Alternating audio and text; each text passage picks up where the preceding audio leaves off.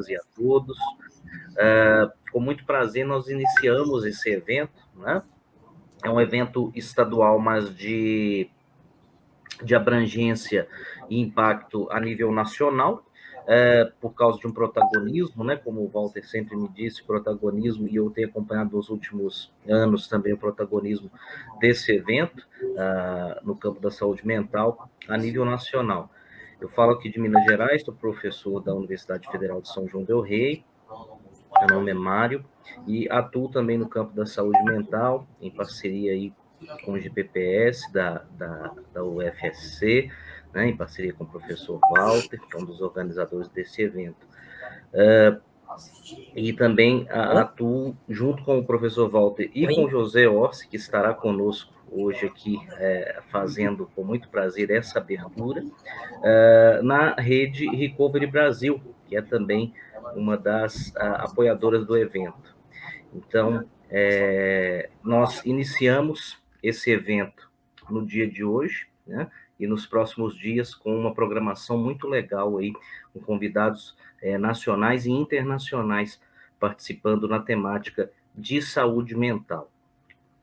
E aí, em parceria junto com a Jornada Catarinense de Neuropsicologia e o Congresso Brasileiro de Cognição. Então, nós iniciamos agora essa apresentação com o nosso amigo José Alberto Ossi, com quem tenho o prazer de trabalhar há algum tempo. Nós temos feito várias parcerias, e ele traz a conferência de abertura, as aflições contemporâneas e as novas formas de produção psicossocial do sujeito.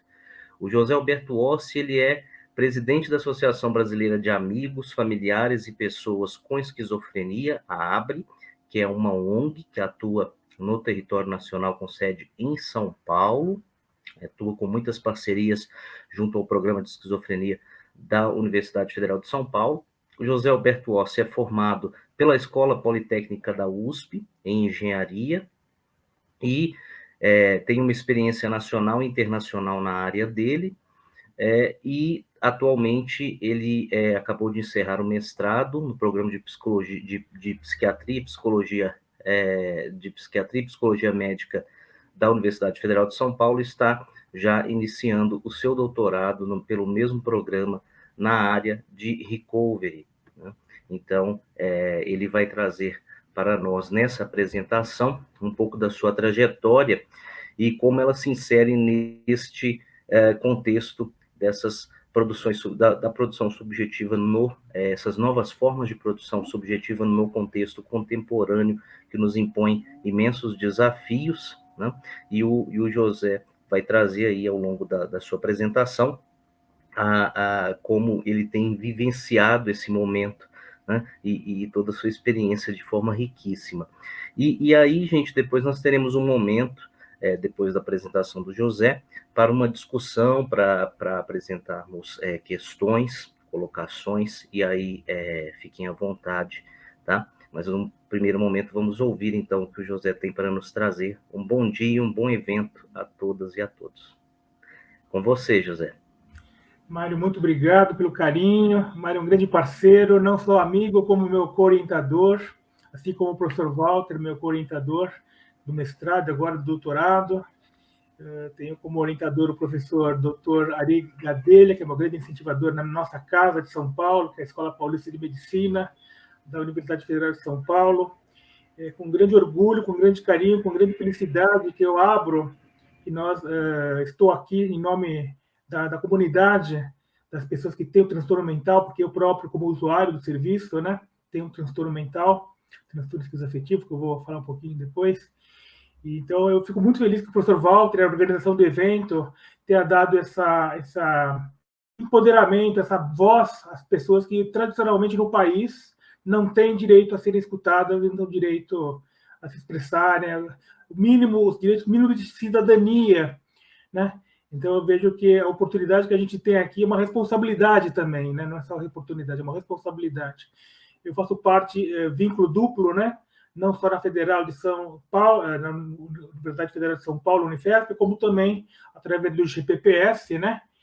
Que é um grupo de pesquisa em políticas públicas em saúde, que eu venho fazendo parte faz uns 2 anos, em função, inclusive, a pandemia acabou ajudando nesse ponto, né? Porque eu presencialmente não teria condições de participar desse núcleo de estudo, né? Liderado e conduzido pelo professor Walter, mas com a pandemia e as atividades presenciais sendo canceladas, eu consigo remotamente de São Paulo participar das reuniões semanais, né?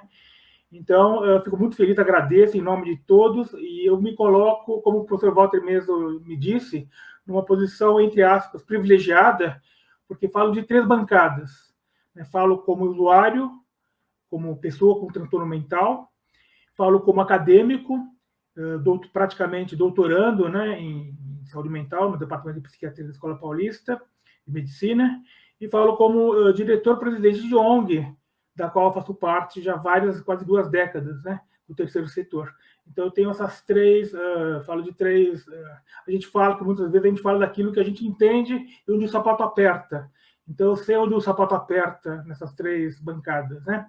Então, eu tenho mais ou menos 50 minutos, né, para fazer uma digressão, uma apresentação, e após o que eu vou deixar para que as pessoas possam interagir, fazer perguntas, enfim, a gente possa fazer até uma roda de conversa depois da minha fala. E eu sou bastante prolixo, inclusive, né, gosto de falar, tenho uma ascendência italiana, né, então eu sou muito passional, sou muito emocional. As pessoas que me conhecem já me sabem que eu tenho enfim, uma maneira de ser muito afetiva, né? Apesar de ser engenheiro de formação, e tenho também essa experiência internacional, como o professor Mário me indicou, ter feito morado nos Estados Unidos 4 anos, feito um mestrado em administração.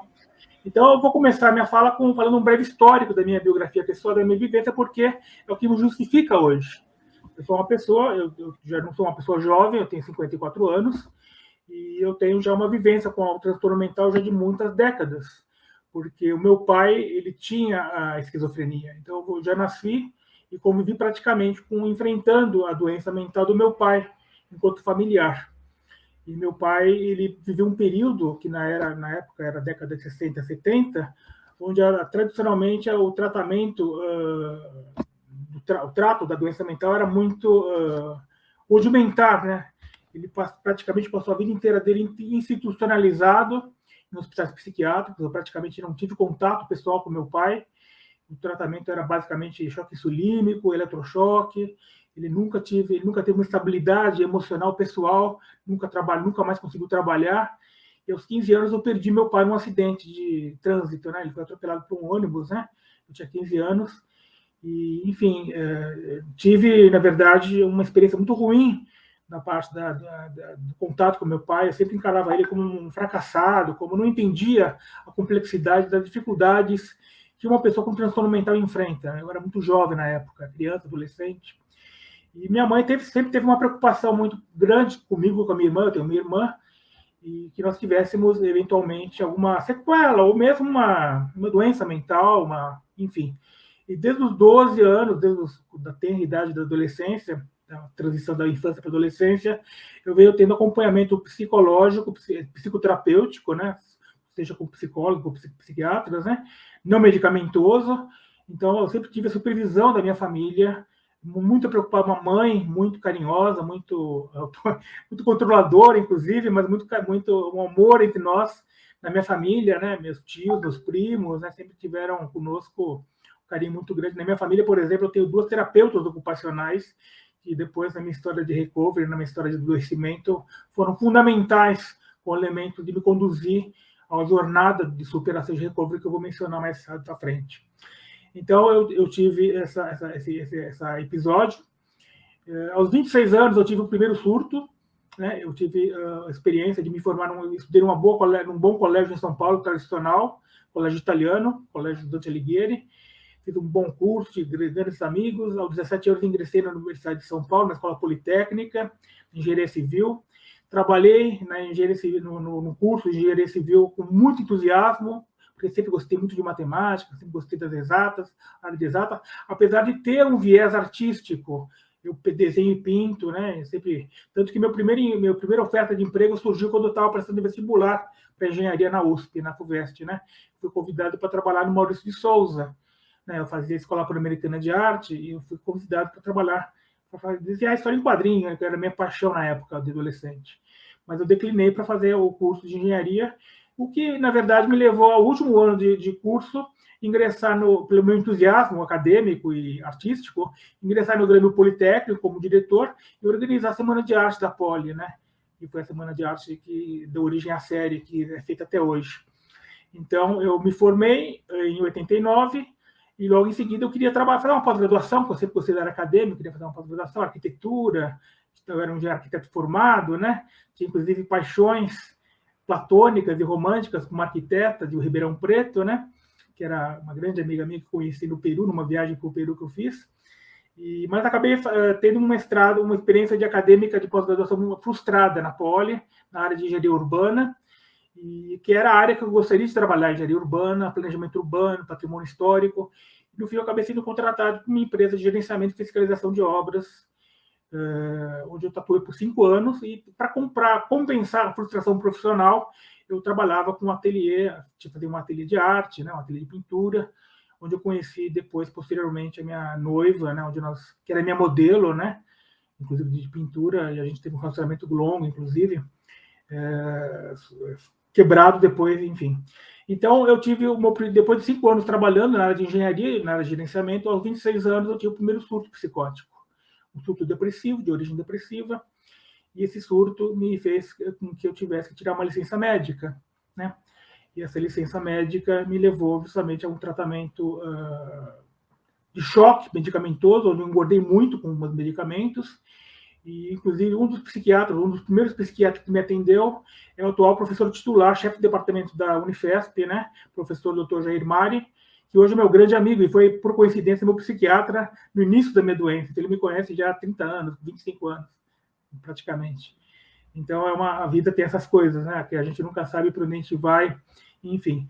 Aos 26 anos, eu me mudei para os Estados Unidos, por uma tentativa de me reencontrar, e nos Estados Unidos fui admitido pelo programa de mestrado em administração, MBA, fiz um mestrado intercalado com crises, com surtos, cheguei até a trabalhar na Microsoft, em Seattle, e depois de 2 crises, depois de 2 internações, morando 4 anos nos Estados Unidos, tive que voltar para o Brasil, e no Brasil, em 2000, eu tive que praticamente terra arrasada, porque a gente sempre diz que o surto ele tem como uma bomba atômica, né? Ele ataca, ele acaba com tudo, toda a construção social, pessoal, acadêmica, profissional, ela é destruída pelo surto, né? Então, inclusive a desmoralização que a gente tem também perante as pessoas que nos veem em surto, que nos veem em crise, né? E eu tive isso no âmbito da empresa que eu trabalhava, no âmbito do MBA, nos Estados Unidos, né? Enfim. Então, se reerguer e se reestruturar a partir de um surto, a partir de uma doença mental, é uma tarefa hércula. E eu tive na minha vida 4 surtos, 4 grandes surtos e 6 internações, e não foram fáceis. Em 2000, eu estava num período cinza e fiquei durante 2, 3 anos praticamente sem sair de casa, apesar de formado na Poli, apesar de formado no MBA, na Universidade do Mississippi, eu não tinha condição de voltar ao mercado profissional porque não tinha condições psíquicas, emocionais, nem acadêmicas, não tinha credenciais profissionais para voltar ao mercado de trabalho. Não tinha condição nem de frequentar, de atender uma entrevista de emprego. Então, eu fiquei praticamente institucionalizado, né? Naquela época, eu frequentava o hospital da Santa Casa de Misericórdia, psiquiátrico, né? E fazia terapia ocupacional, tratamento psicoterapêutico, com psicanalista, psicólogos, né? Mas agora, a grande mudança de vida, o grande acontecimento na minha vida, que eu digo que mudou minha vida para sempre, foi o conhecimento, em 2003, da Associação Brasileira de Familiares, Amigos e Pessoas com Esquizofrenia. Em 2003, ONG que foi fundada pela nossa querida Cecília Cruz Vilares, Cissa, Newton Vargas, engenheiro da Poli, como eu, o nosso querido Jorge Cândido de Assis Usuário, também como eu, e outros tantos que eu não vou nominar aqui, porque são tantos, porque não foram tantos assim, mas enfim, estaria fugindo aqui do...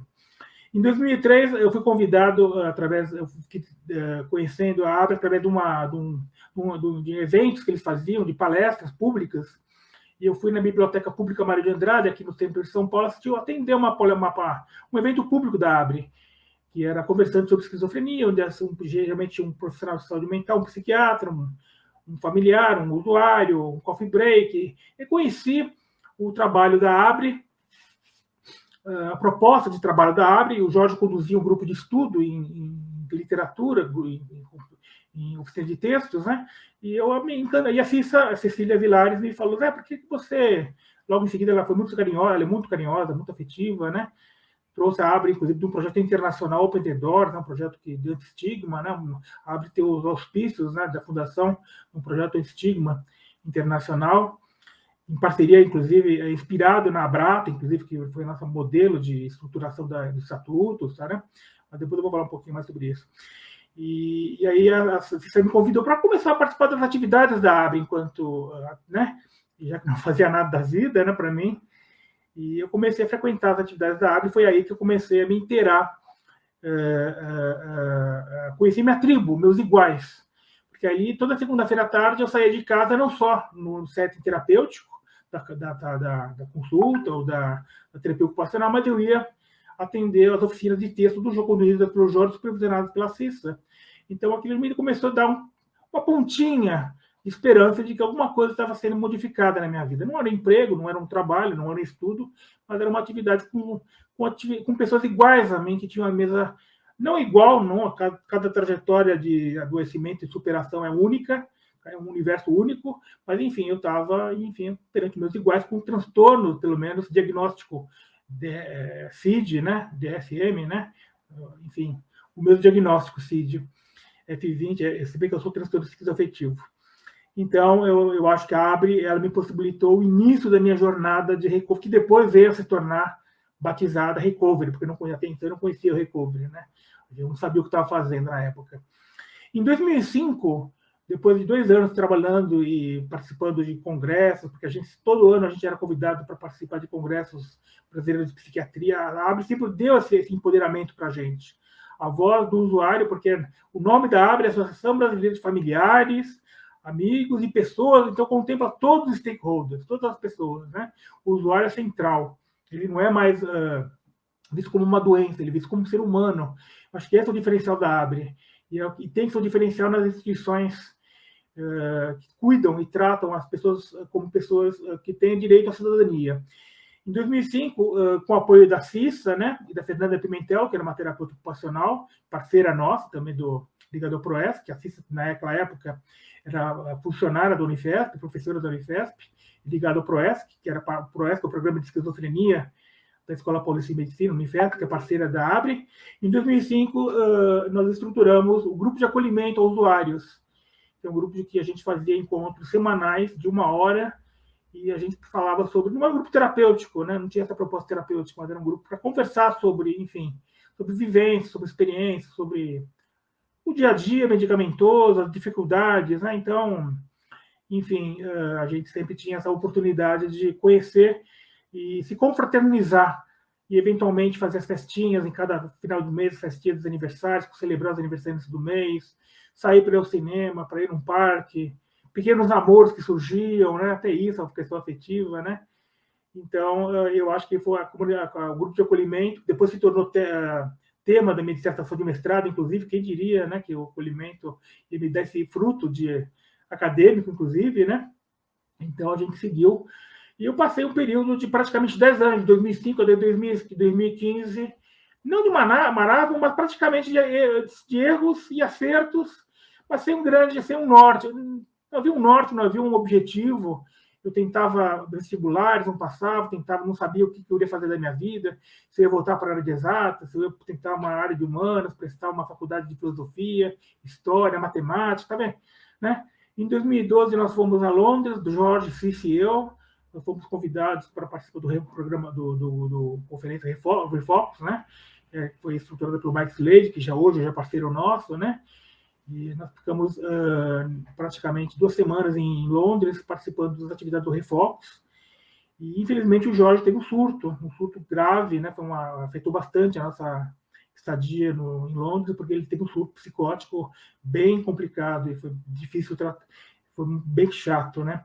Mas nós conseguimos superar, a gente participava de aulas que eram conduzidas pelo Rodrigo Bressan, pelo Dr. Rodrigo Bressan, nos convidavam para a gente participar como depoentes, né? A gente podia dar nossa experiência para os alunos de medicina, então a gente sempre teve essa oportunidade de voz também dentro da escola, né?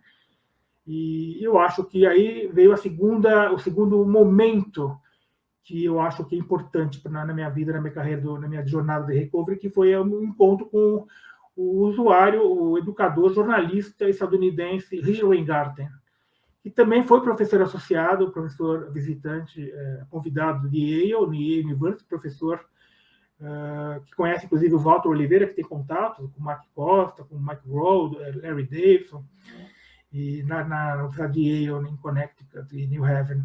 E o Richard Weingarten, em 2015, na verdade, conheceu o Jorge Assis num congresso em Campinas, em 2014, e ele resolveu, ele tinha um projeto anti-estigma nos Estados Unidos, um projeto muito bonito, e ele, por ter uma vivência no Brasil, uma vivência, ter morado no Brasil durante muitos anos, trabalhando no Peace Corps, né, teve namoradas no Brasil, morou na Bahia, em Salvador, falando português fluentemente, apaixonado pela nossa cultura, pelas nossas particularidades, enfim, de vivência. Nós não somos hispânicos, nós somos latinos, mas de origem portuguesa, italiana, enfim, como no meu caso. Então, em 2015, ele nos trouxe a oportunidade para trazer o Hearing Voices, né, que era a comunidade de fala, que era contando nossas histórias, que era um projeto onde pessoas com transtornos mentais diversos, graves, né, não só esquizofrenia, mas esquizoafetividade, bipolaridade, depressão, toque, tivessem a oportunidade de contar suas histórias perante públicos diversos. Esses públicos eram compostos por usuários, por familiares, por profissionais de saúde, e eu fui convidado, nós, né, Caio Manso, que tem uma experiência com toque, e eu fomos convidados para coordenar o primeiro grupo da comunidade de fala, que era constituído por aproximadamente 10, 11 pessoas, né? Fomos capacitados pelo Richard para dar palestras, né?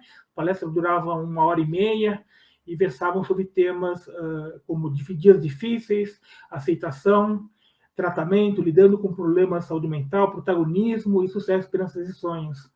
Então, a gente, hoje, já demos palestras para mais de 100 audiências, mas chegando acho que a 120, 130. Com a pandemia, a gente teve uma queda, e a coordenadoria já passou, inclusive, para a mão de outras pessoas, Vera Gomes, Murilo Ribeiro, né?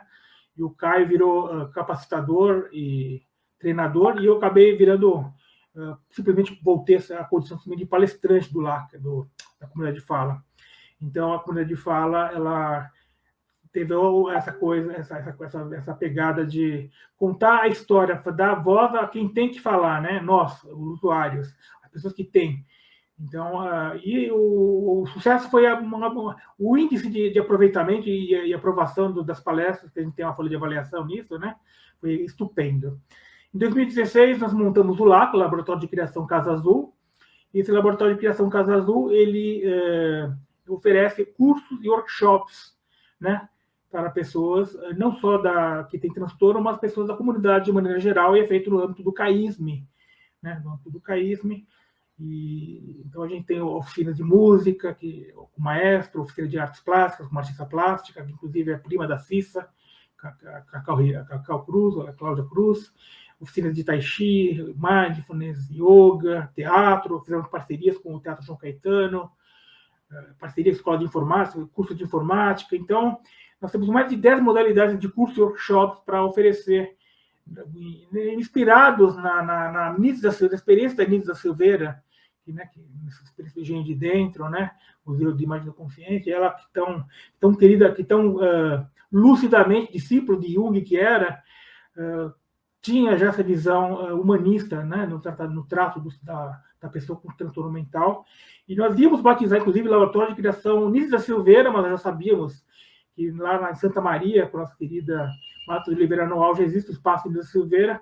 Então, vamos batizar de Casa Azul, Laboratório de Criação Casa Azul LACA, em homenagem a Frida Kahlo, né, que a Casa Azul era o ateliê da Frida Kahlo, esta que não era uma pessoa com transtorno mental, mas teve uma experiência de superação, porque casada com o muralista Diego Rivera, espanhol, mexicanos, aliás, Ela teve um acidente de bonde, onde as ferragens perfuraram o corpo todo dela, e ela teve que viver com dores lancinantes a vida toda dela, vida curta, de 44, 40 e poucos anos ela faleceu, e ela teve que praticamente viver aprisionada numa cadeira de rodas, ela pintava numa cama, né, e pinturas absolutamente expressivas, maravilhosas.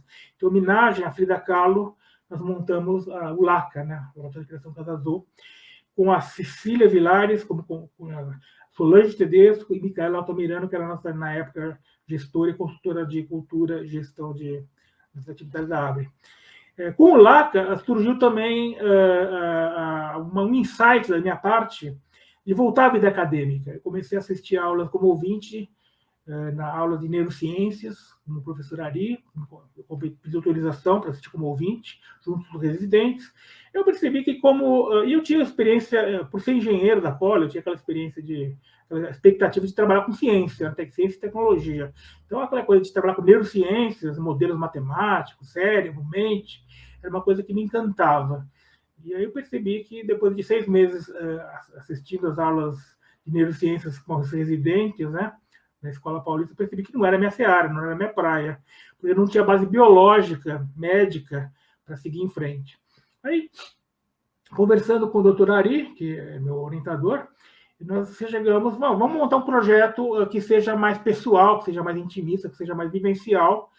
E chegamos à conclusão que o grupo de acolhimento, como eu mencionei anteriormente, seria o objeto melhor para ser o tema da minha dissertação. Eu passei 2 anos, 2017, 2018, como aluno especial, assistindo disciplinas, metodologia científica, com o professor Jair Mari, Journal Club, enfim. Fui me preparando, foi uma grande jornada, quase uma guerra que a gente está preparando para lutar, né? Uma batalha, um bom combate, né? Então, eu tive que fazer uma estratégia de reerguimento. Então, durante 2 anos, eu fiquei me preparando para voltar à vida acadêmica. Em 2019, retornei oficialmente como matriculado no programa de mestrado acadêmico da Escola Paulista, da Universidade de São Paulo, Federal São Paulo, como mestrando. Então, já com um projeto pronto do grupo de acolhimento, e projeto, inclusive, que estou finalizando defesa esse mês, e com um artigo publicado em inglês, no Journal Psychiatry Quarterly.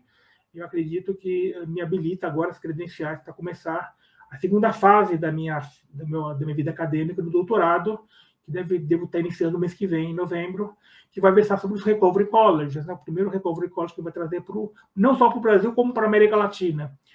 E o doutorado ele vai trazer 2 braços, né? Na verdade, o Recovery College tem 2 braços. Tem o braço acadêmico, que é o braço onde eu faço fazer estudo de viabilidade econômica e viabilidade em termos de vivência, né?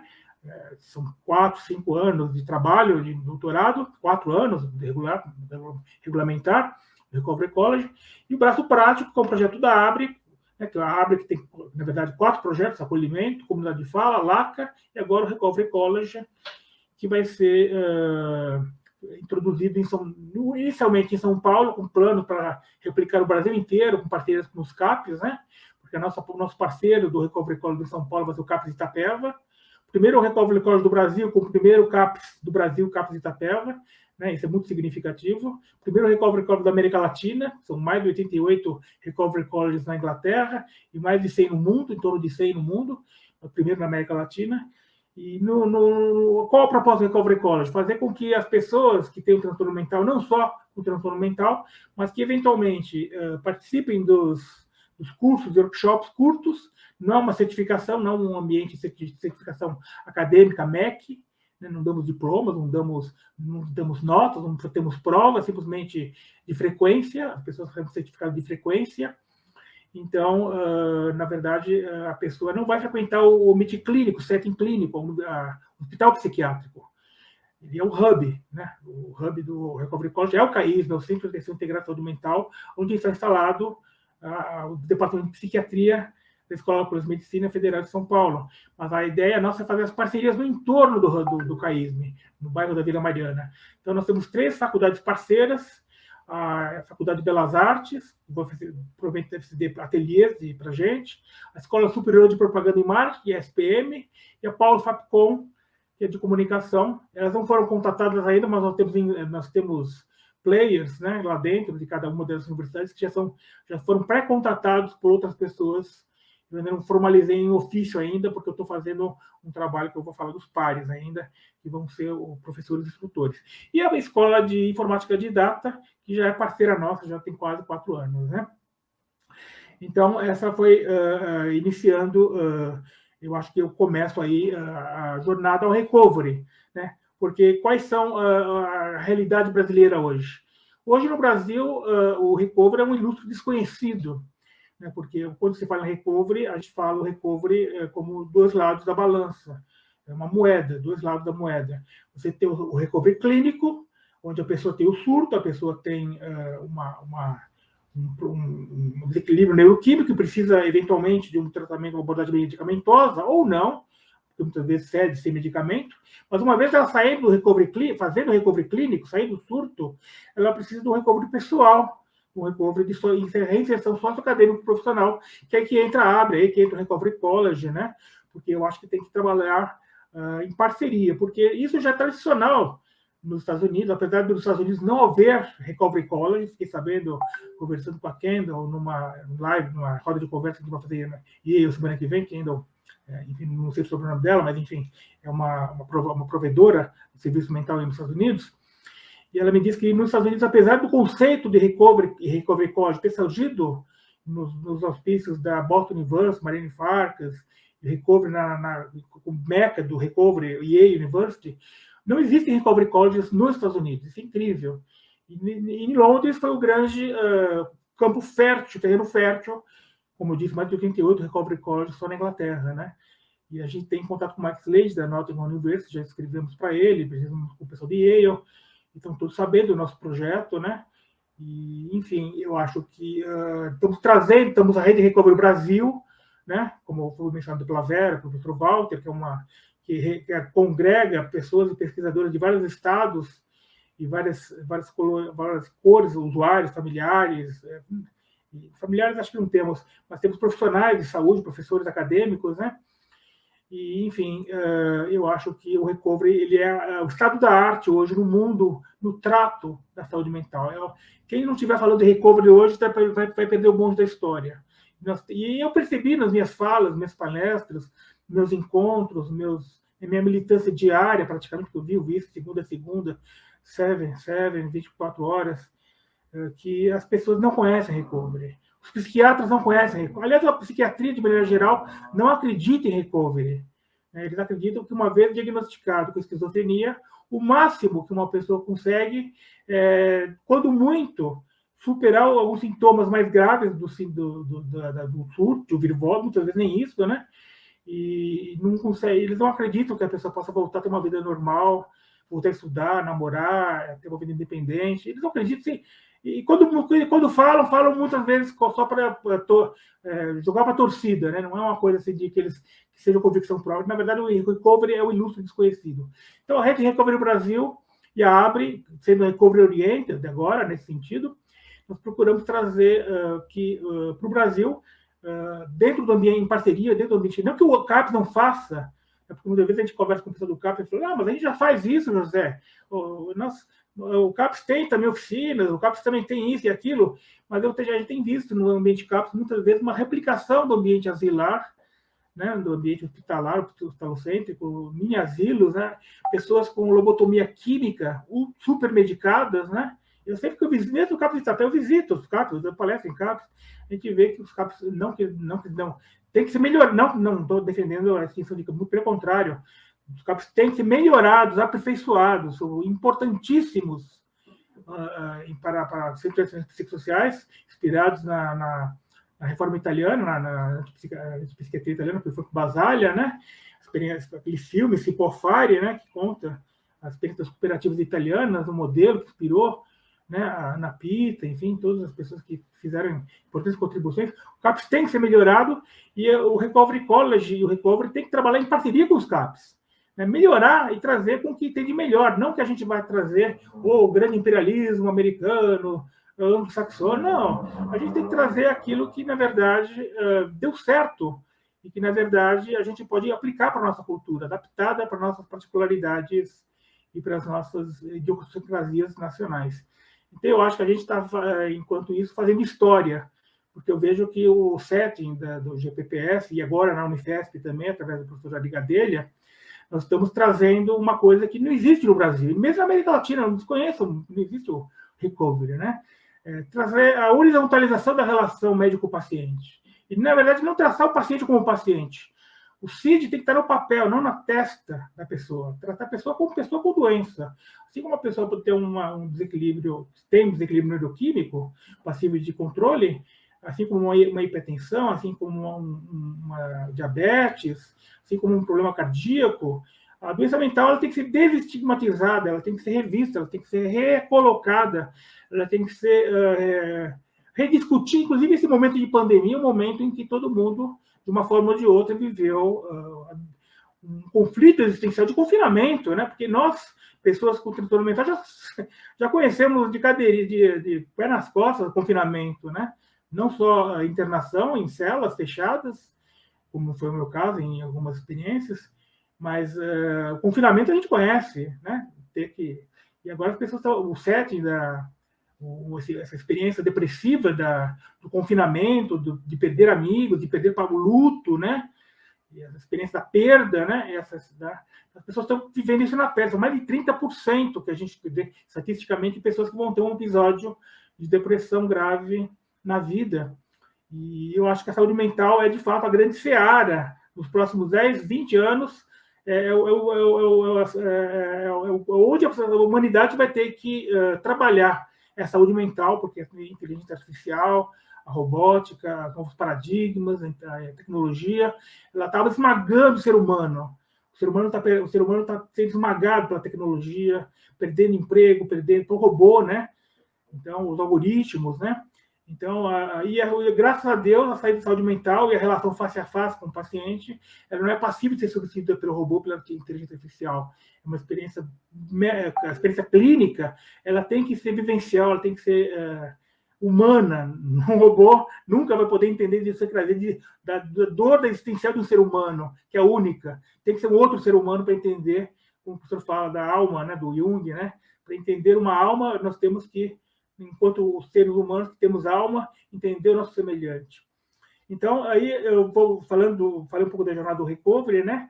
Enfim, eu não quero me estender muito para dar tempo para a gente interagir. Eu acho que agora o protagonismo é dos pares. Fazer com que as pessoas e os usuários de saúde mental saiam do setting clínico e entrem para o setting da atuação na sociedade. Então, por exemplo, na Unifesp, nós temos o programa Inserir, que é o programa de recolocação profissional Então, as pessoas cadastram, as pessoas que estão no PROESC, que estão tratadas pelo PROESC, né? Basicamente esquizofrenia, no caso do PROESC, e elas têm um treinamento de 10 semanas, não técnico, mas um treinamento básico de como se portar, de como fazer uma entrevista, como preparar currículo, coisas bem superficiais, mas algumas empresas pré-cadastradas através da lei da Mara Gabrilli, que é a nossa grande parceira, grande amiga Mara Gabrilli, né?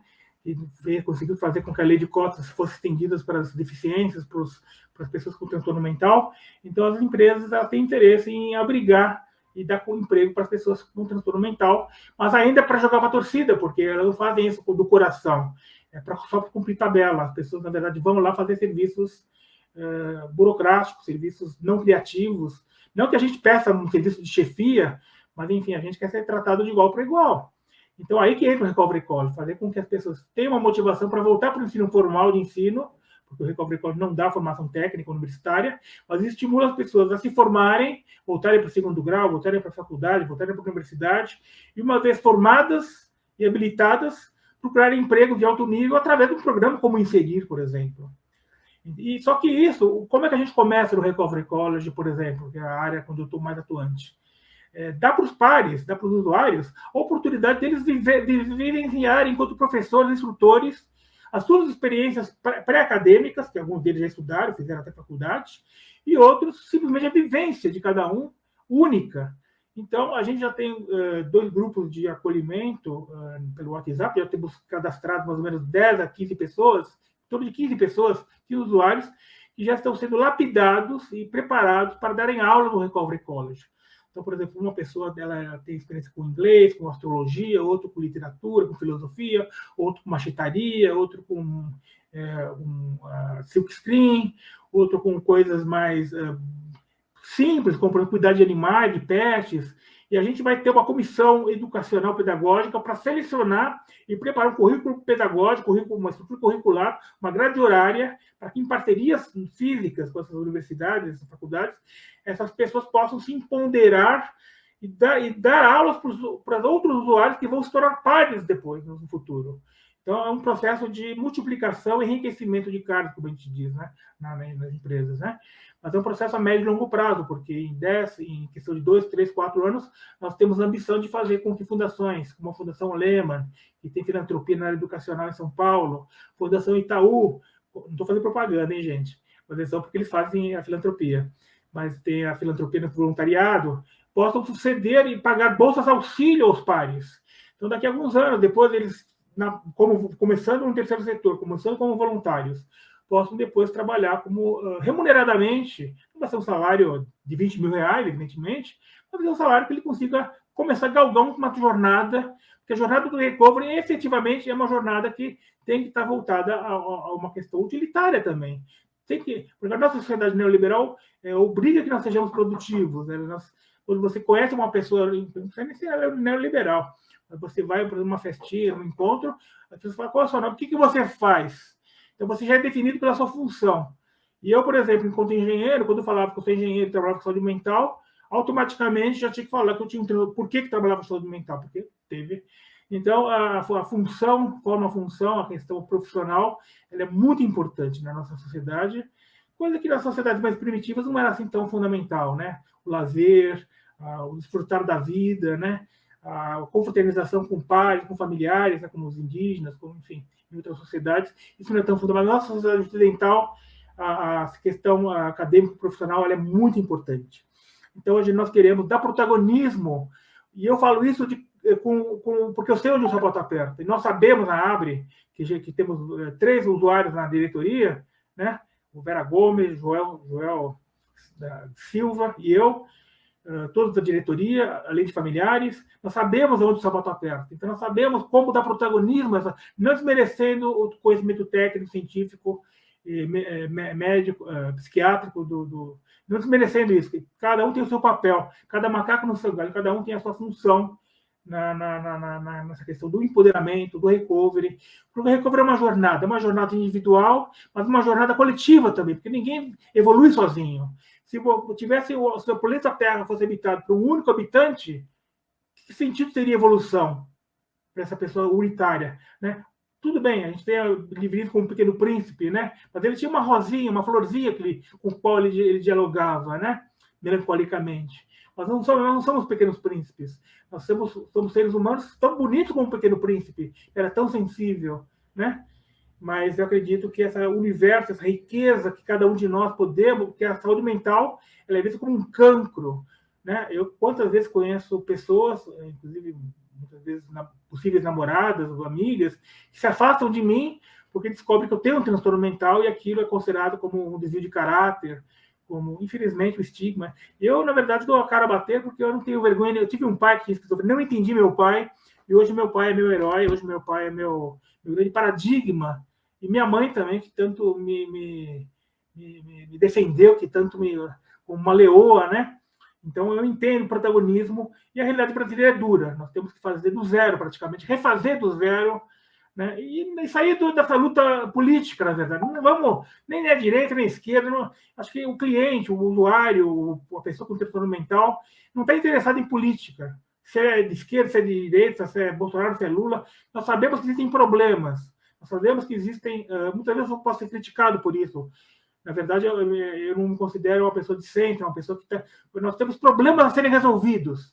Eu defendo o welfare state, o estado de bem-estar social. O Estado tem que existir para defender e prover certos mecanismos educacionais, de saúde, de segurança. A eliminação do Estado não é a solução. Ao mesmo tempo, o comunismo total também não é a solução.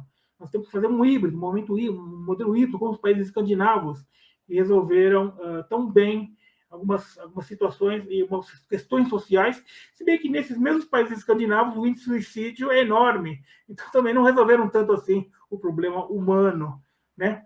Então, indo para finalmente da minha fala, porque já estou completando, eu não quero me estender mais de 50 minutos, eu quero dar tempo para a gente poder conversar. A questão da vivência, né, da Covid, né? Eu acho que a Covid ela deu uma mudança no paradigma no mundo.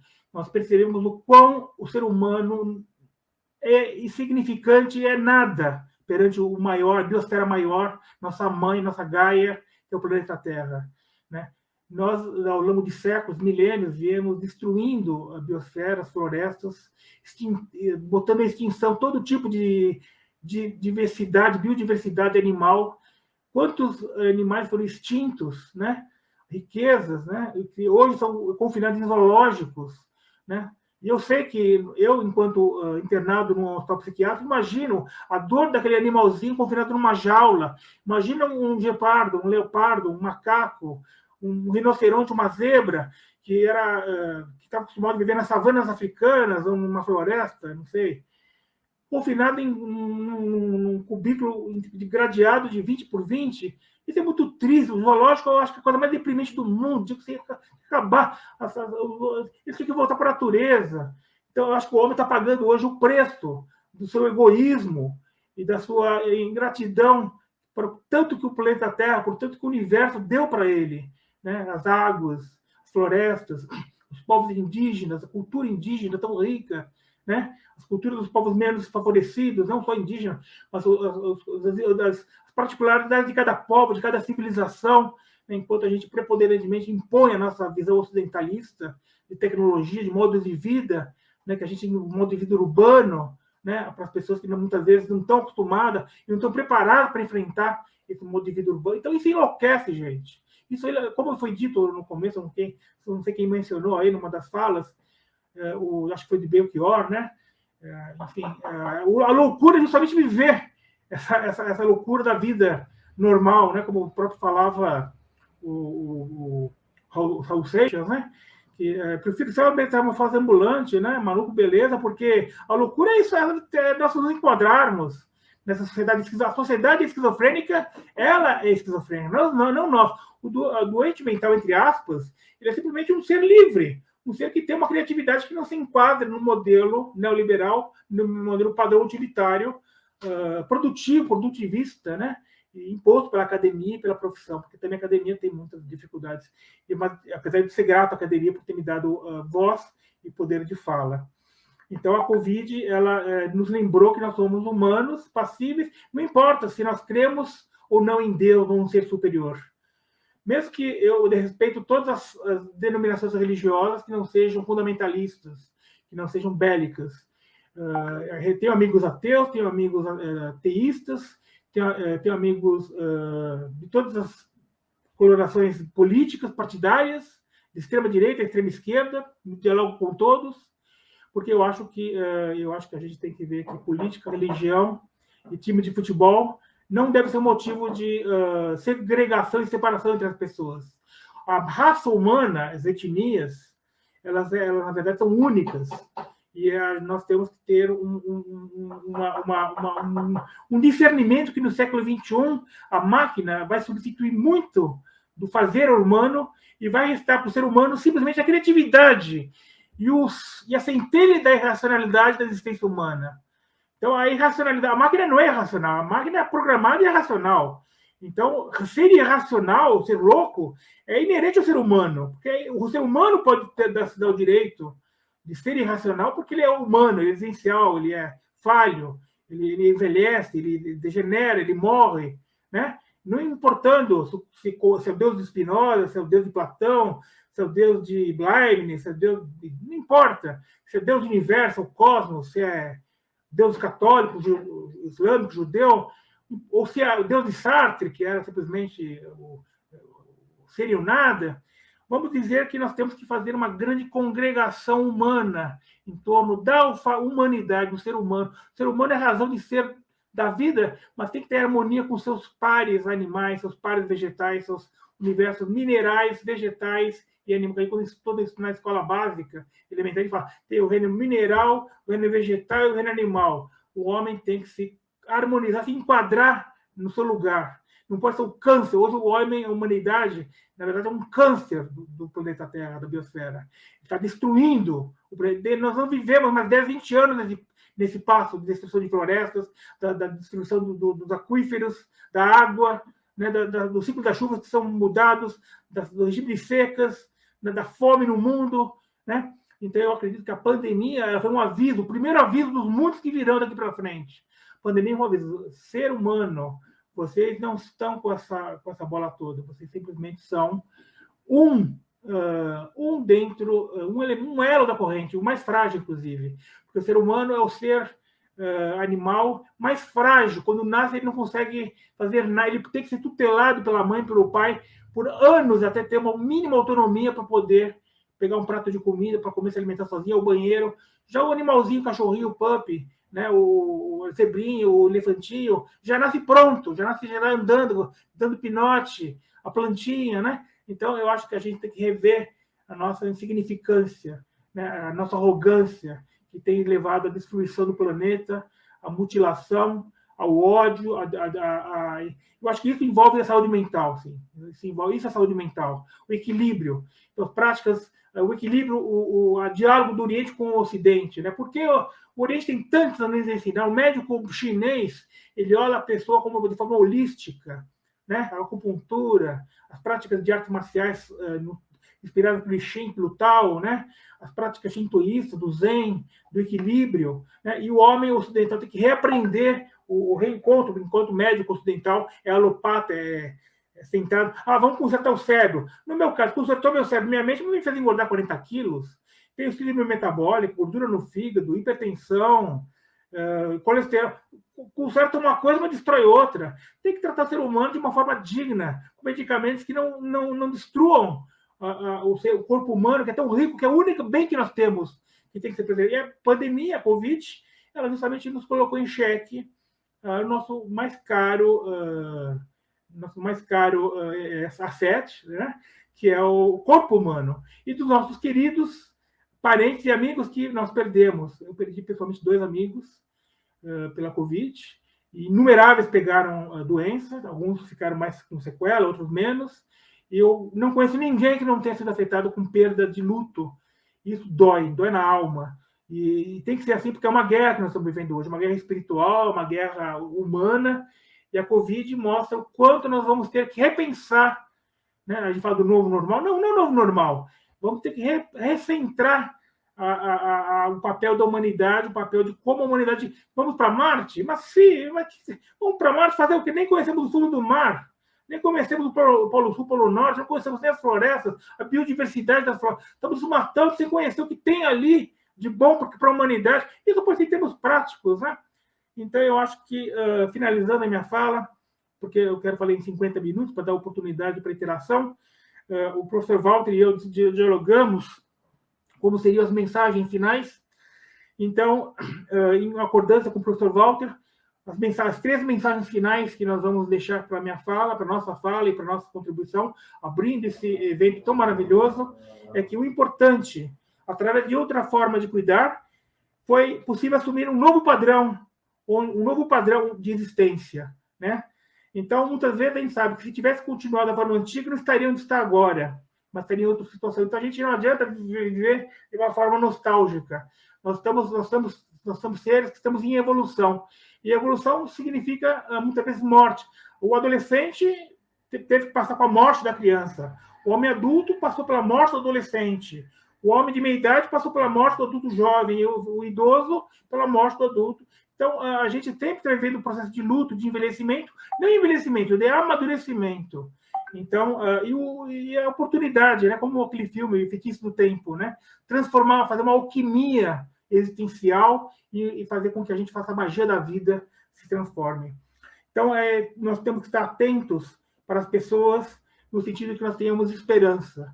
Mas esperança de uma forma realista, né? Porque a gente tem uma esperança romântica, uma esperança da Poliana, né? Mas a recuperação, no sentido de reabilitação e superação, que é o recovery, que nós podemos falar de superação, mas o recovery, que a gente usa em termos jargão internacional. É possível, sim. Claro que no verão, no inverno, as andorinhas migram né, para lugares mais quentes, e nem todas as andorinhas chegam ao seu destino. Algumas se perdem no caminho, mas não importa. Se uma pessoa conseguir passar pelo recovery, pelas nossas palavras, já valeu a pena. A gente tem que ter esse paradigma em mente, né? Porque eu acho que não importa. Salvando uma vida, se a ciência salvar uma vida, já valeu a pena, porque uma vida é um universo. Todo ser humano é um ser humano, e um ser humano é toda a humanidade. Porque é uma questão filosófica, não vou entrar no mérito, mas eu acho que nós podemos salvar muitas pessoas. As andorinhas, muitas mais andorinhas podem migrar no inverno e serem salvas no verão e terem dias melhores. E para isso nós precisamos de políticas nacionais, políticas de humanas, de planejamento, alocação de recursos, da saúde sempre é minoritária, nós sabemos que saúde, outras pastas no ministérios, das secretarias, né, são mais privilegiadas, que dão mais visibilidade política, partidária, de eleição. Infelizmente, as pessoas políticas, eu não digo, eu diria 100% dos políticos, estão interessados, infelizmente, eu digo porque eu me decepciono com todos eles, estão interessados em agendas pessoais, particulares, enriquecimento pessoal, favorecimento, troca de favores, influência política, então. A gente tem que ter que, na verdade, nossa revolução é do pequeno para o macro, do micro para o macro e daí do macro para o micro. Nós vamos, através da solidariedade, da união, do voluntariado, nós, enquanto cidadãos, fazemos um movimento cívico para mudar esse país. Eu acho que nós estamos fazendo um movimento muito histórico. O Brasil é um país muito rico, um país muito bonito, não merece esse destino que tem se desenhado para o nosso país. É muito triste. E eu, com minha idade, não vou sair de São Paulo, não vou sair do Brasil, porque eu acredito na minha causa, na causa da saúde mental, na causa de um país melhor, de um contemplamento, uma congregação de justiça social, né? De uma elite egoísta e reacionária, mas elite que só pensa em si, né? Então, eu acho que esse não é... Nós temos rabo preso com a nossa base, e no meu caso, nosso caso do congresso, do evento, nosso caso é a saúde mental, que vai ser extrapolada para todas as pessoas. Eu duvido que uma pessoa não tenha passado por um momento de angústia, um momento de tristeza, um momento de luto, um momento de incerteza existencial. Então, essa é a minha fala, e eu vou fechando aqui às 11 horas, é praticamente 11 horas da manhã, abrindo esse evento maravilhoso e deixando que a gente tenha mais ou menos meia hora para a gente possa interagir entre nós e eu possa, enfim, de alguma forma, contribuir com a minha pequena parcela de vivencial e acadêmica. Muito obrigado. Ok, Zé, obrigado. Acho que o Mário não teve que estar numa assembleia, né, na Universidade de São João del Rei, então vou dar um apoio aqui. Não sei se tem perguntas da plateia, se tem alguma coisa que a gente possa responder. Estou olhando aqui no chat. Aqui. Eu tenho aqui... o Mário está aí. Opa! Tem. Tá aí. Obrigado, certinho, Mário. Obrigado a você. Ótimo, tem algumas perguntas aqui, sim. Está começando a pipocar de pergunta aqui, José. Muitíssimo obrigado pela sua belíssima apresentação e você conseguiu encarnar muito bem o espírito aí da conferência, né, de abertura e também desse evento como um todo, né? A sua história, a forma como você trouxe, como você conseguiu integrar tudo isso, retrata muito bem o espírito aqui dessa conferência. E aí, nós começamos com a primeira pergunta. O Marcelo Dias trouxe duas perguntas. A primeira delas foi: como você vê a psiquiatria na atualidade? Voltada bastante para o modelo biológico e altamente prescritiva. Então, eu faço uso de medicação psiquiátrica, né? Isso desde o meu primeiro surto. Quando eu tive aos 26 anos o primeiro surto, e eu passei para um médico psiquiatra, não vários, na verdade, porque até chegar a me convencer que eu tinha um transtorno, não foi o primeiro médico, né? Eu tive uma prescrição medicamentosa cavalar, quase praticamente tinha que tomar uma farmácia. E eu, na verdade, passei durante 7 anos da minha vida, 2000, de 94 a 95, no primeiro surto, até 2000, quando eu voltei dos Estados Unidos, passei me degladiando com o trato da saúde do transtorno mental com o medicamento. Eu achava que dava para dar conta sem o medicamento, né, prescindindo da medicação. E isso me levou à tragédia, na verdade, uma jornada errática, porque... Por que eu, na verdade, eu não queria tomar remédio? Porque, primeiro, era um atestado de que eu era louco de carteirinha. E não aceitava que eu era louco, entre aspas, né? Que eu era doente mental. Eu não queria aceitar esse papel, que eu era, entre aspas, que eu tinha fazer uso contínuo, essa dependência, né? Não aceitava essa dependência como uma muleta, né? Eu falei, não, eu quero acordar, tomar meu café da manhã e ir para casa. E, né? Tinha restrições também de ordem de álcool, né? E também porque eu aumentei muito meu peso também. Quando eu comecei a tomar medicação psiquiátrica, eu engordei 20 quilos em 3 meses. O lítio, né? Então, eu acho assim que 13% das pessoas que têm esquizofrenia conseguem superar a doença mental sem medicamento. Tem só o primeiro surto. Agora, eu, depois de 7 anos sem medicamento, e depois quando eu voltei para o Brasil em 2000, fiquei um período... comecei a tomar medicamento e aí estabilizei com o último surto de 2001. Claro que tem o pessoal da luta antimanicomial, tem muitas pessoas que defendem que a doença mental não existe, que eu acho um estigma isso também, né? Por que dizer que a doença mental... Existe um desequilíbrio neuroquímico, né? Claro que eu sou uma pessoa espiritualizada, acredito que existem outros fatores além do neuroquímico, né? Mas eu recentemente até pensei em largar a medicação. Né? Conversei com o meu psiquiatra, eu falei, não, vou largar a revelia, vou largar, e isso foi pouco tempo atrás. Mas como eu tenho o meu novo psiquiatra, depois eu larguei a escola, eu sou psiquiátrico, e hoje estou há 5 anos, mais ou menos, estou com um médico que é associado à Associação Médica Espírita. Hoje eu tenho um diálogo com o meu médico psiquiatra, nós negociamos a dosagem. Então, antes eu tomava 20 miligramas de olanzapina, 1.000 miligramas de ácido valproico, 50 miligramas de Zoloft, né, que é o sertralina, e no fim consegui nos últimos anos reduzir a medicação, né? Então hoje eu não tomo mais antidepressivo, tomo um pouquinho só de olanzapina e tomo só basicamente o estabilizador de humor. Então eu vejo assim que essa questão do médico enquanto prescritor de medicamentos psiquiátricos é uma necessidade, porque a doença mental, ela muitas vezes ela necessita assim de uma. Agora, o médico ele não pode ser simplesmente um renovador de receita, como aconteceu na minha vida durante muitos anos. Eu simplesmente ia no serviço médico, no serviço de atendimento, e não havia uma discussão de saber como você está, José. Você melhorou, você piorou, você teve alguma intercorrência, você teve aumento de peso, né? Então, não havia uma negociação, né? Hoje tem a Open Dialogue, inclusive, que é uma nova vertente, está chegando no Brasil também, na Finlândia. Então, eu acho que a questão da medicamentosa ela tem que ser o cliente, o usuário, o paciente, a pessoa com transtorno mental, ele tem que ter voz, ele tem que ser consultado, né? Porque eu estava conversando numa roda de conversa, por exemplo, a doença mental, álcool e drogas e doença mental são as únicas áreas da medicina onde o paciente não tem direito à voz. Ele é internado compulsoriamente, ele é medicado compulsoriamente.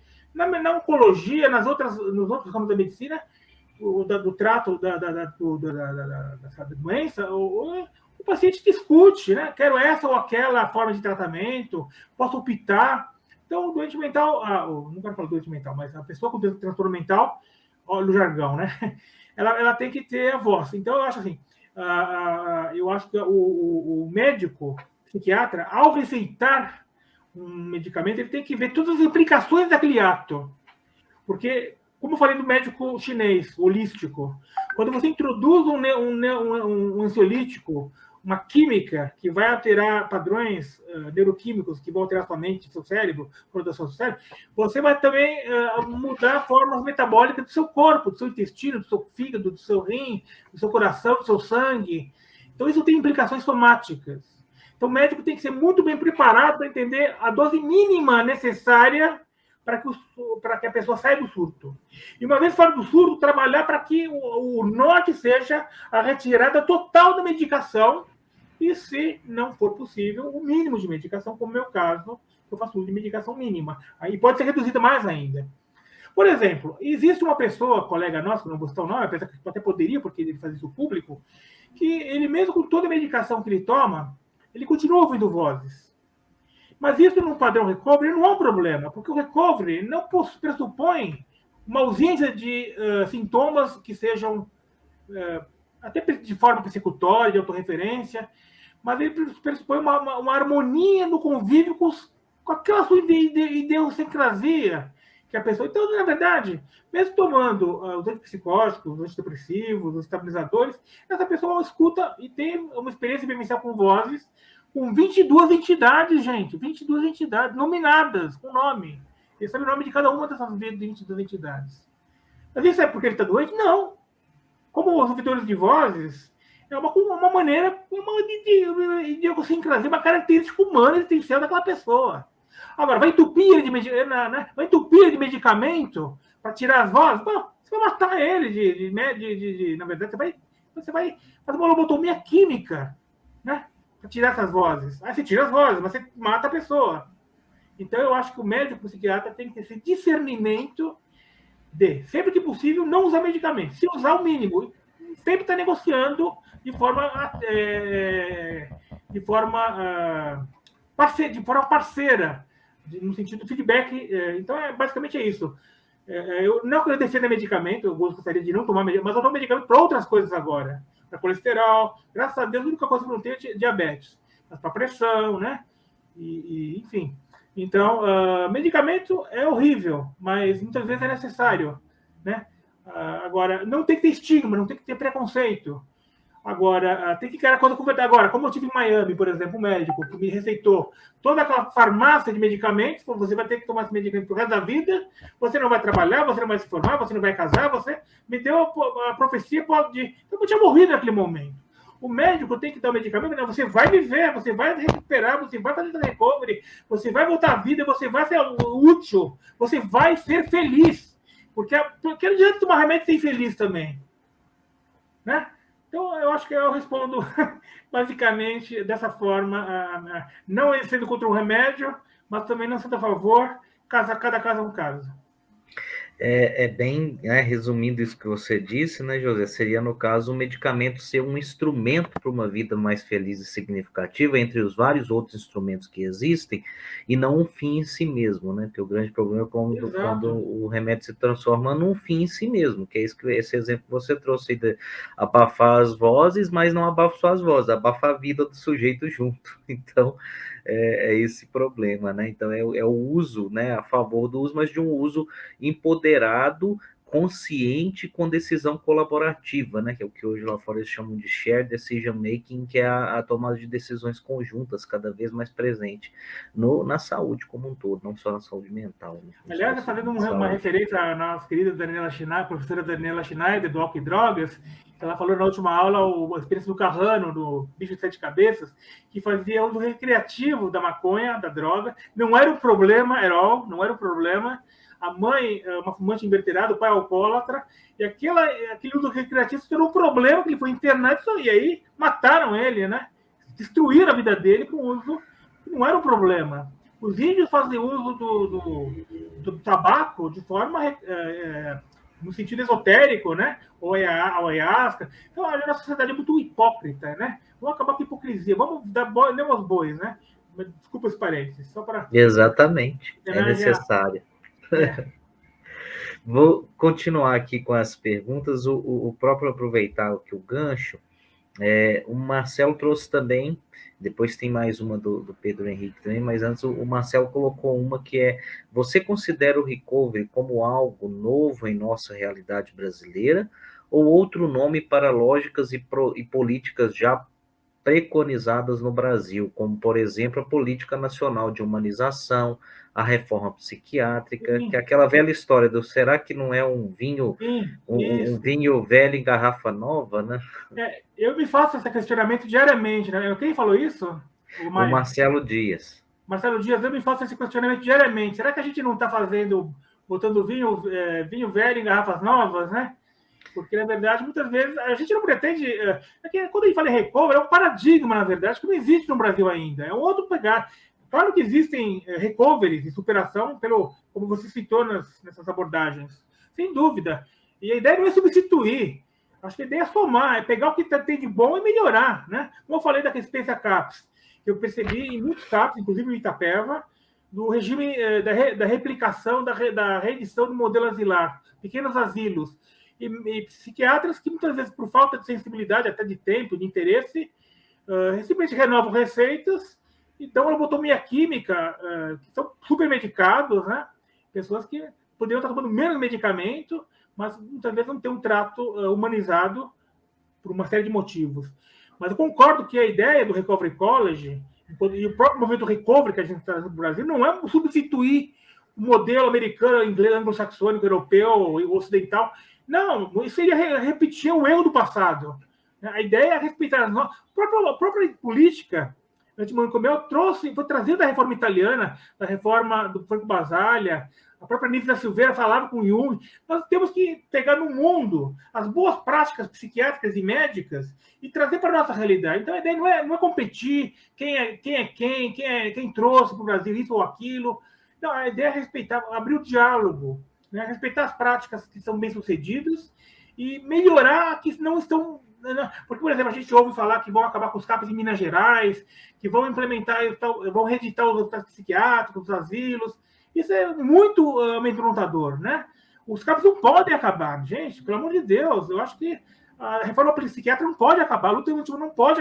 Nós temos que, na verdade, contar com todo mundo. Não adianta você brigar com A, com B, com C, com X, porque existem forças políticas que, mesmo que você não concorde, elas existem. E se você entrar em pé de guerra, você não faz acordo. A política é a arte de fazer o possível dentro de ambientes inóspitos. É como um tratado de paz entre os países. Algumas pessoas vão ter que abrir mão de algumas coisas. Vamos chegar num acordo. Então, o movimento recovery, que o Mário, o Dr. Walter, através da Rede do Brasil, Vera, Cissa, Thiago Ribeiro, Joel, né? Estamos trazendo o paradigma recovery, não é substituição, de negação. Não, é um diálogo de dizer, vamos fazer com o que já temos, porque são pessoas, eu, inclusive, sou novo. Eu sou meio outsider, eu sou engenheiro, eu sou MBA, eu estou na área de saúde mental há pouco tempo, né? Quem sou eu para falar de saúde mental e de política de saúde mental no país? Quem sou eu? Eu falo do ponto de vista do usuário, né? E do player enquanto terceiro setor, né? Enquanto diretor-presidente de ONG. Agora, quem pode falar sobre isso é o Mário, o professor Walter, né? Enfim, eu falo como usuário, né? Eu acho que nós temos que dialogar e nós estamos tentando fazer, através da Rede do Brasil, politicamente, criando condições políticas para que a gente possa implementar um padrão de qualidade na saúde mental que não existe ainda no país. Porque ninguém pode negar. Algumas pessoas que têm condição financeira têm padrão de qualidade, e outras que, eventualmente, pontualmente, no sistema público que eu tive, até pouco tempo atrás, eu era SUS também. Eu tive um problema cirúrgico agora recente, tive que comprar um plano de saúde. Mas até passei 20 anos da minha vida no SUS. E não vou negar que fui bem atendido no SUS, nos CAPs, nos UBS, não vou criticar, foi ótimo. Mas eu estou numa condição, em São Paulo, no meu bairro, no meu UBS do meu bairro, que é ligado à USP, que é a Fundação Pública da USP, onde é muito pontual, é muito local, é muito particular, é muito específico. Então, eu acho que não adianta falar em termos específicos. Nós temos que abrir uma grande discussão nacional, aí nós temos que ser bairristas, em Brasil, né? Mas tem que saber que tem a realidade de São Paulo, tem a realidade do Rio, tem a realidade de Minas, tem a realidade do Rio Grande do Sul, de Santa Catarina, do Nordeste, do Norte. E essas políticas, muitas vezes, atendem algumas coisas e outras coisas não atendem. Agora, eu gostaria muito de fazer um congresso de recovery, porque o Recovery College, por exemplo, ele pressupõe parceria com o CAPS. Os CAPS são elementos fundamentais para o recovery. Sem dúvida, a gente tem que usar os CAPS para usar o que eles já fazem e fazer melhor. É porque os CAPS fazem oficinas de escrita, de filosofia, não, música, tem o oficineiro ali, né? Mas muitas vezes ele não está viciado. Desculpa eu tomar tanto tempo, Mário. Mas eu não, tranquilo. Mas queria ter um comentário. É isso mesmo, mas é o que você colocou, mas eu creio que a questão a voz é sua, sim, José. A gente precisa ouvir a todos, e principalmente os usuários. Teve um momento no Brasil, tem uma colega minha que fala, né, que muitas vezes a questão da luta antimanicomial e o pessoal mais biomédico, a gente fica numa briga que fica só um bando de profissionais brigando entre si, e quem aí tem que ser ouvido não é, né? É lógico, nós sabemos que dentro uma das bandeiras da reforma psiquiátrica e da luta antimanicomial é dar voz a quem não é ouvido, né? E aí, uma outra coisa que eu trago ainda desse assunto que você falou para complementar, sempre quando eu estou dando aula dessa temática do recovery no campo da universidade, tal, eu costumo falar, ou apresentações para equipes de profissionais, tem feito muito também apresentações para equipes de profissionais que querem saber o que é isso, como que eles podem estar melhorando a prática deles a partir dessas ideias novas, do que o recovery traz. Falo que muitos, depois da apresentação, eles acabam falando, mas a gente já faz isso, né? A gente já faz isso já é preconizado na teoria toda da reforma psiquiátrica e da prática de reabilitação psicossocial. Só que aí a gente costuma falar, peraí, é uma semente nova que está caindo em terra fértil já, em terra que já está plantada e que está crescendo, né? Só que não deixa de ser uma semente nova, né? A gente tem esse olhar, esse convite à jornada pessoal, esse convite à jornada de desenvolvimento pessoal da pessoa, quando a gente tenta implementar uma prática orientada ao recovery, que é um plus na reabilitação psicossocial, né? Que a reabilitação psicossocial é muito focada principalmente nessa emancipação do sujeito enquanto ator social e na aquisição dos seus direitos e no exercício da cidadania plena. Né, que seria muito nesse reabilitar esse sujeito social. Agora, esse sujeito, esse indivíduo, na sua trajetória pessoal, na sua emancipação subjetiva a cada dia, o recovery traz esse plus. E que é uma bandeira também, uma das características da reabilitação psicossocial, só que não é tão foco. E tem algumas pessoas que até levantam, mas aí você está prezando pelo individualismo, é reprodução de imperialismo americano, né? Porque isso é da cultura anglo-saxônica. Eu já ouvi gente, colegas meus de luta da luta antimanicomial falarem isso. E aí eu falei, não é isso, né?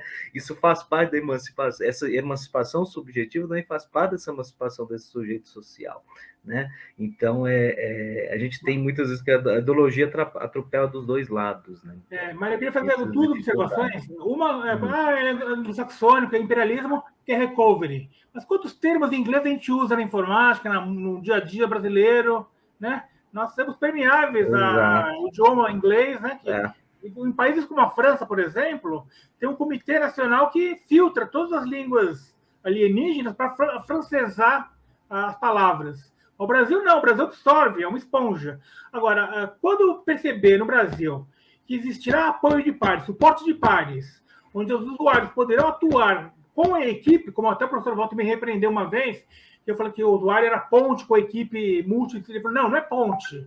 O usuário tem que ser parte da equipe multi-interdisciplinar do modelo CAPS. O usuário tem que ser convidado a fazer parte da equipe. Aí sim eu vou entender, aí sim é recovery. Esse é o recovery. Esse Exatamente. Passo não foi dado ainda no Brasil. Não foi dado ainda. O usuário é visto aqui, e o profissional aqui. Quando tiver assim, aí nós estamos falando de recovery. Exato, as relações ainda são verticalizadas, não são horizontalizadas, né? Quando as relações se tornarem horizontalizadas, aí sim, né? A gente vai estar falando do recovery, né?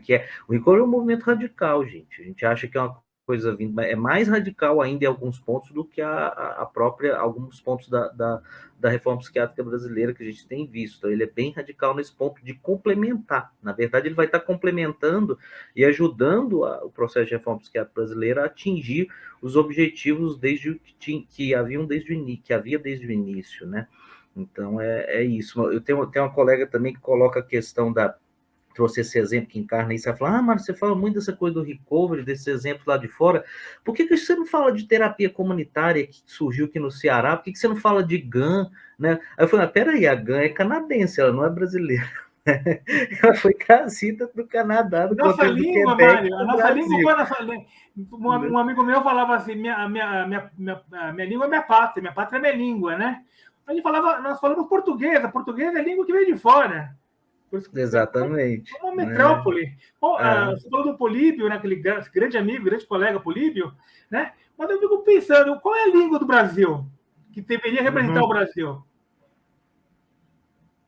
A gente não sabe, porque nós somos um melting pot. Nós somos um. Eu tenho ascendência italiana, outros têm alemã, outros têm indígena, né, africana, outros têm. Qual é a nossa pátria? Qual é a nossa língua?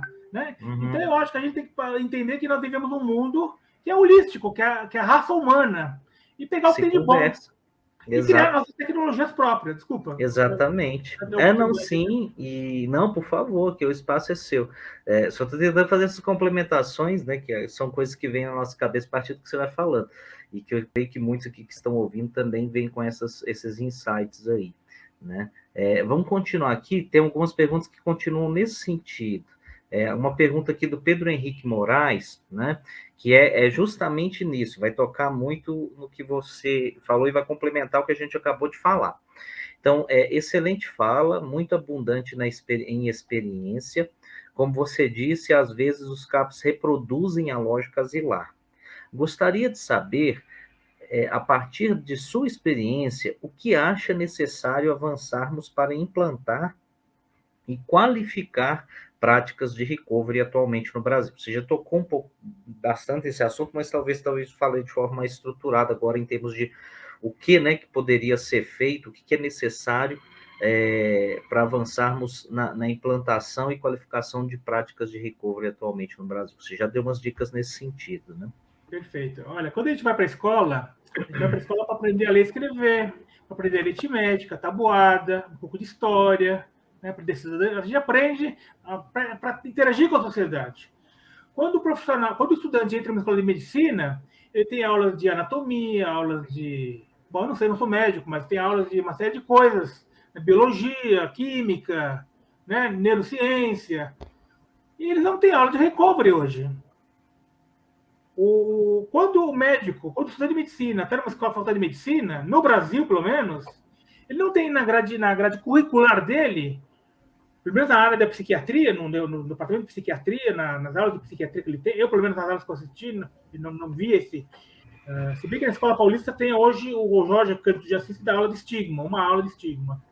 Mas, por exemplo, eu sonho com o momento em que as faculdades de medicina, nas aulas de psiquiatria, do terceiro ano, vão poder botar no currículo o modelo recovery, o modelo de superação de quê? Botar para as pessoas. Para o estudante de medicina que não conhece, quando ele entra na medicina, ele é um cidadão da sociedade, ele é uma pessoa da sociedade.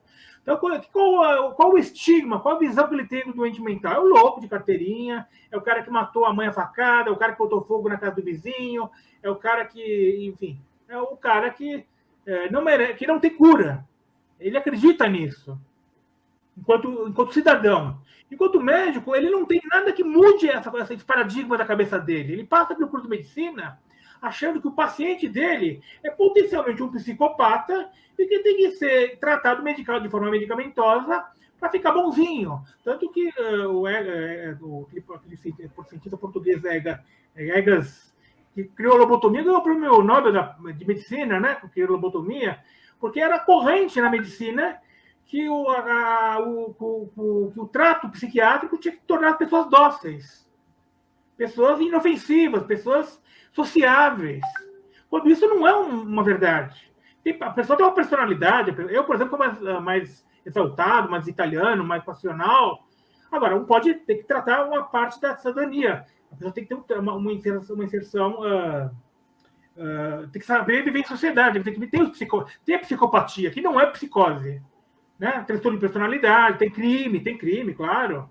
Uma pessoa com doença mental pode cometer um crime e vai ser penalizado no manicômio, outra discussão. Então, para botar o recovery, eu acho que tem que ser discutido no âmbito acadêmico, na formação universitária, do profissional, do futuro profissional psiquiatra médico, ou nem só médico, porque muitas vezes o clínico geral, o oncologista, o cardiologista, o gástrico, muitas vezes ele se depara com um caso que ele tem que encaminhar para um psiquiatra e ele não tem nenhuma base, não passou na grade curricular dele que existe a possibilidade do recovery e de que aquela pessoa pode, de fato, ter uma vida que pode ser normal, ou muito melhor do que ele pode imaginar, né?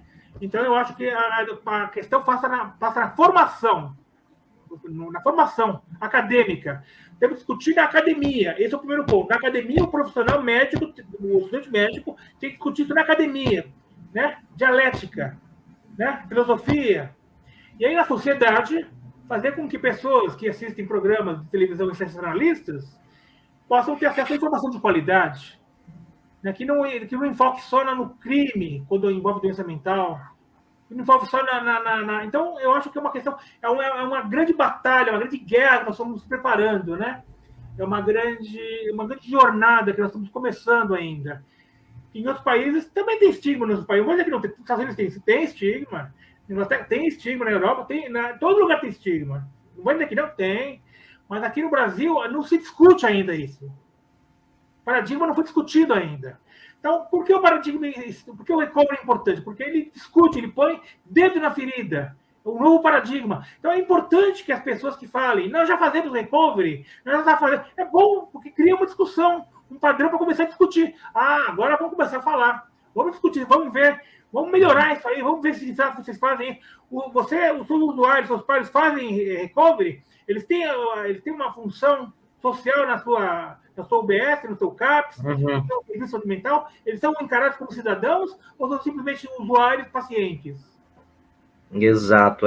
Eu que trabalho com pesquisa quantitativa, por exemplo, nós temos uma colega nossa, né, Ellen Hitt, que trabalha mais até com pesquisa quali, mas ela trouxe no doutorado dela um instrumento que avalia o quanto que os serviços estão orientados ao recovery. O Thiago, nosso companheiro, está trazendo também para o Brasil um instrumento, adaptando o instrumento do pessoal de Boston, que é o quanto que as relações no serviço de saúde mental estão orientadas ao recovery. Eu já estou orientando o mestrado que vai avaliar isso e que vai para verificar isso, né? O pessoal fala, já estamos fazendo isso, então vamos aplicar esses instrumentos, fazer grupos focais aí para ver o quanto que isso já realmente ocorre, né? Se isso realmente é fato, né? Se realmente já faz ou não.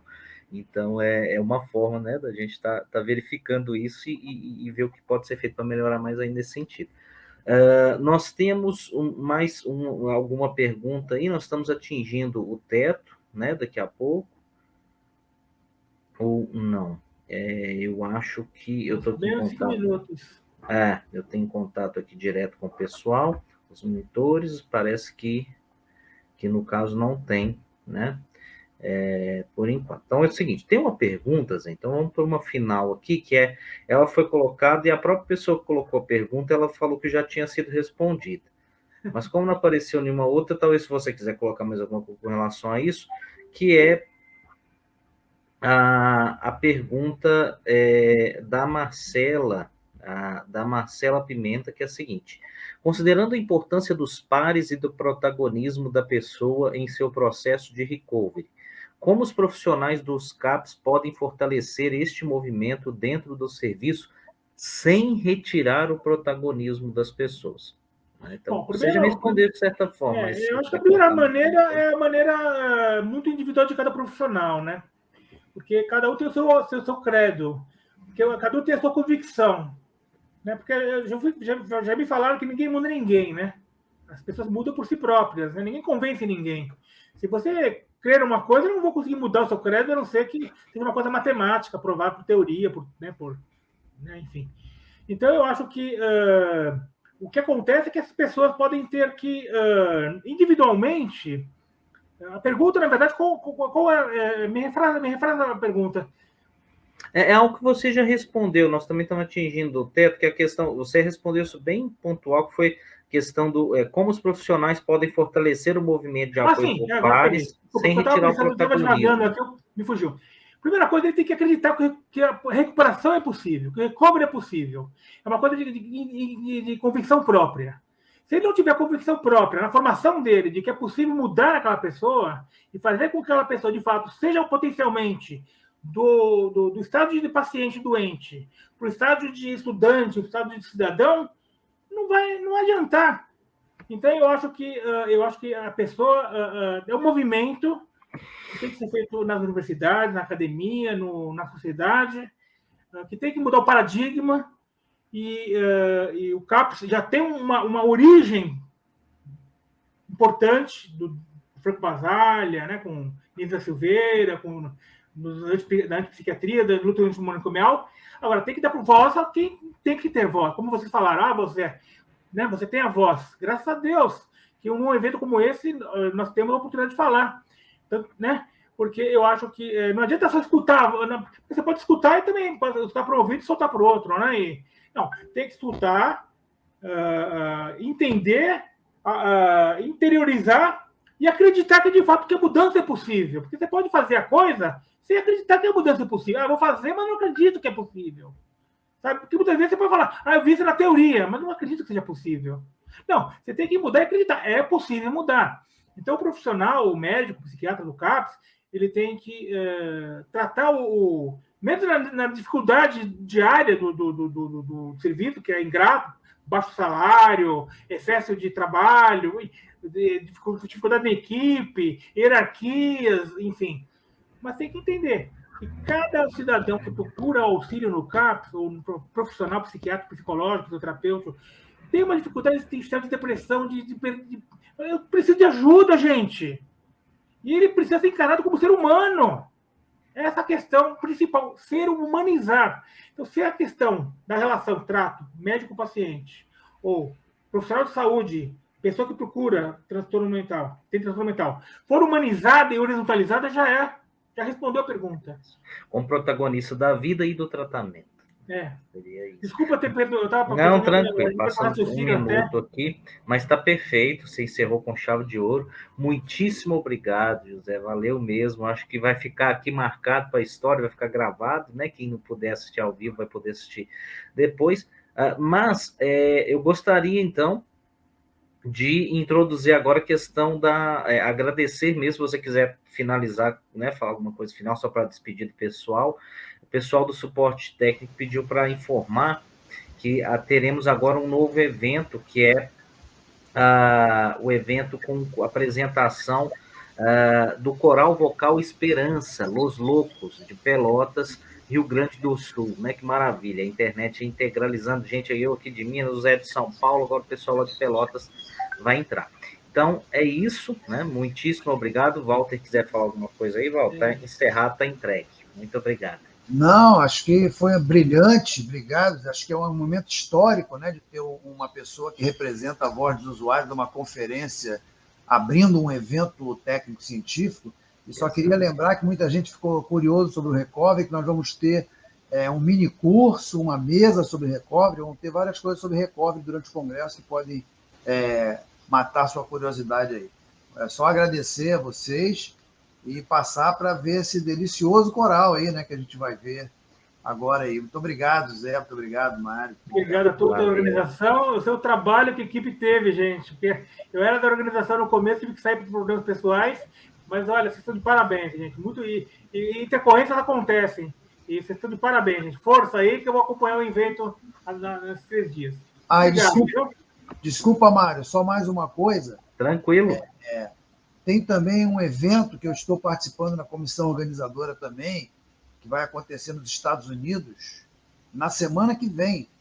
E vai ter uma parte em português. Nós vamos, inclusive, botar aqui, anunciar em algum momento esse evento, que é do International Recovery Community Collective, mas vai ter uma parte em português. Inclusive, o Zé vai estar lá como palestrante. Foi convidado lá, né? Vai estar nos Estados Unidos, na Yale, virtual, né, o evento, mas vai estar palestrando nesse evento da Yale University. A gente vai anunciar em algum momento ali, para todo mundo, a inscrição é gratuita e vai ter uma parte em português. Só isso aí, gente. Muito obrigado. Obrigadão. Valeu. Tchau. Parabéns aí, Zé. Obrigado.